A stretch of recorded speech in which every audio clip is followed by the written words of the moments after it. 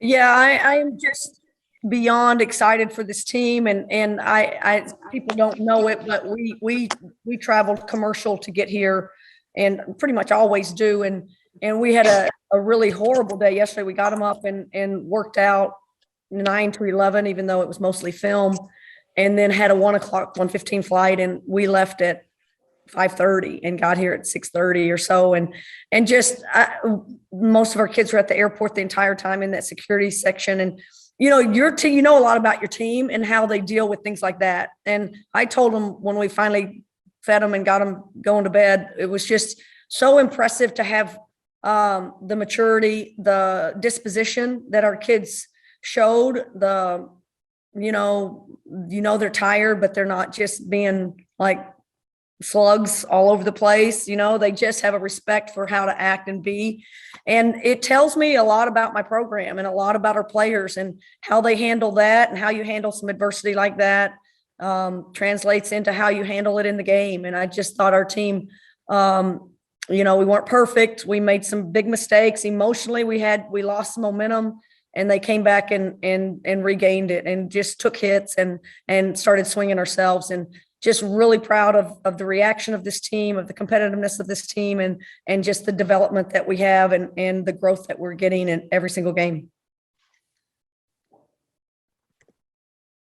Coach, first off, congrats on the sweep and the win. Thank you. We talked obviously on Friday. Big thing you wanted to address was the rebounding. They had, I think it was 18 offensive rebounds, just 8 tonight. You, in fact, out-rebound them on the offensive glass. I mean, how much was that an emphasis, and how much of a testament to your team's, work ethic and attention to detail to make such an improvement in such short notice? Yeah, I mean, just a great question. And it's so true that I don't think their 18 offensive rebounds translated into very many more points than us in that statistic. That's why that statistic can really be misleading sometimes. I think they may have outscored us on second chance points by 2, but they had, 11 or 12 more offensive rebounds. But it did affect us, emotionally, when you constantly give up offensive rebounds. And then it affects you physically because you're staying on the defensive end of the floor over and over and over. And so it wasn't so much that their second chance points hurt us, although they will. It doesn't, if it's not them, it's someone else that will kill you if they get that many more extra possessions. But it's just, these kids are prideful, and they watch that stat. We didn't have to show too much. We spent a lot of time just watching film on us offensively and trying to fix us, and then a little bit on them and what we thought they would do to us. And no question, there was the last emphasis of leaving the locker room was just one word on the board, which was rebound. And when you're on the road, you just can't get dominated on the boards. And I just loved our disposition and how our kids competed there. And again, I think the game started with when they got a few, and then all of a sudden by halftime we had more than them. So, good response by our team.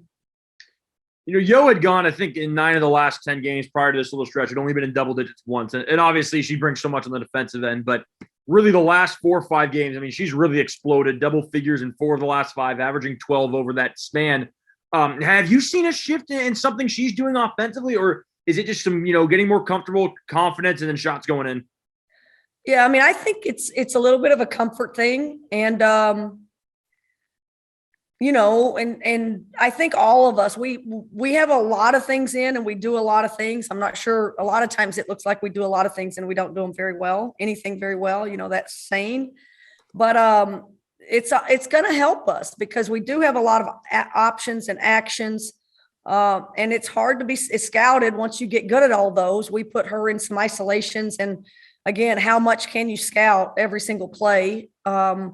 And, she's picking and choosing her moments, and she's just getting a little bit of space. I mean, look at how Steph and Clay get their shot off, and, and the actions that people have to guard to guard a great shooter. And I think our team's getting better at setting screens and running our stuff to get her good looks. And, it's big for us. I mean, she is a huge, momentum, and she plays a lot of minutes. And obviously we need, double digits from, multiple people on our team. So her comfort level, her confidence is big for us.